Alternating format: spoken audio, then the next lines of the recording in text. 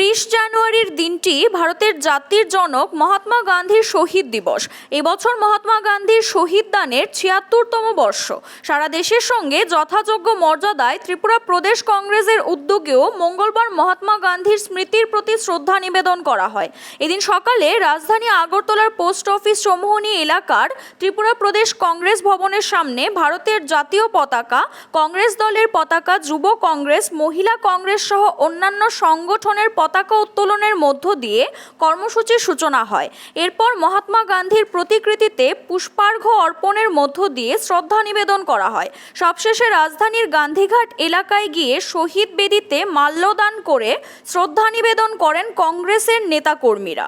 এদিনের এই কর্মসূচিতে উপস্থিত ছিলেন প্রদেশ কংগ্রেস সভাপতি আশিস কুমার সাহা, প্রদেশ মহিলা কংগ্রেসের সভানেত্রী সর্বাণী ঘোষ চক্রবর্তী, প্রদেশ যুব কংগ্রেসের সহসভাপতি শাহজাহান ইসলাম সহ অন্যান্য নেতৃবৃন্দ। এদিনের কর্মসূচি সম্পর্কে সংবাদ মাধ্যমের কাছে অভিমত ব্যক্ত করতে গিয়ে প্রদেশ কংগ্রেস সভাপতি আশিস কুমার সাহা বলেন, সারা দেশ জুড়ে কংগ্রেসের উদ্যোগে মহাত্মা গান্ধী শহীদ দিবস উদযাপন করা হচ্ছে। তার অংশ হিসেবে ত্রিপুরা প্রদেশ কংগ্রেসেও যথাযোগ্য মর্যাদায় জাতির জনককে শ্রদ্ধা জ্ঞাপন করেছে। রাজধানী আগরতলার পাশাপাশি রাজ্যের অন্যান্য জায়গাতেও দিনটি পালন করা হয়েছে বলে জানান তিনি। সারা দেশব্যাপী জাতির জনক মহাত্মা গান্ধীর আজকে প্রয়াণ দিবস উদযাপিত হচ্ছে। যথাযোগ্য মর্যাদার সঙ্গে ত্রিপুরা প্রদেশ কংগ্রেস সারা দেশের সাথে আমাদের রাজ্যের কংগ্রেসের বিভিন্ন দলীয় কার্যালয়ে নানা অনুষ্ঠানের মধ্যে দিয়ে এই দিনটি উদযাপন করার লক্ষ্যে আমাদের দলীয় নেতৃবৃন্দ, কর্মীরা তারা নানা আয়োজন করেছেন।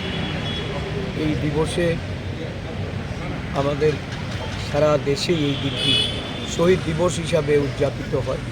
শুধু মহাত্মা গান্ধীর এই দিনটি শহীদ দিবস নয়, সারা দেশেই 7টি দিন দেশের যারা জন্য আত্মবলিদান দিয়েছেন, শহীদ হয়েছেন, শহীদ দিবস হিসাবে উদযাপিত হয়ে থাকে। এর মধ্যে উল্লেখযোগ্য হল 30শে জানুয়ারি। এই দিনটিতে আমরা গান্ধীজির যে আদর্শ, গান্ধীজির দেশের প্রতি যে দেশপ্রেম, স্বাধীনতা সংগ্রামে ওনার যে গুরুত্বপূর্ণ ভূমিকা, দেশকে নেতৃত্ব দিয়ে স্বাধীনতার সংগ্রামে দেশবাসীকে যুক্ত করা এবং দেশের স্বাধীনতা অর্জনে ওনার যে অহিংসা এবং শান্তির পথে যে গণ আন্দোলন, এটাকে অনুপ্রেরণা হিসাবে আমরা গ্রহণ করব।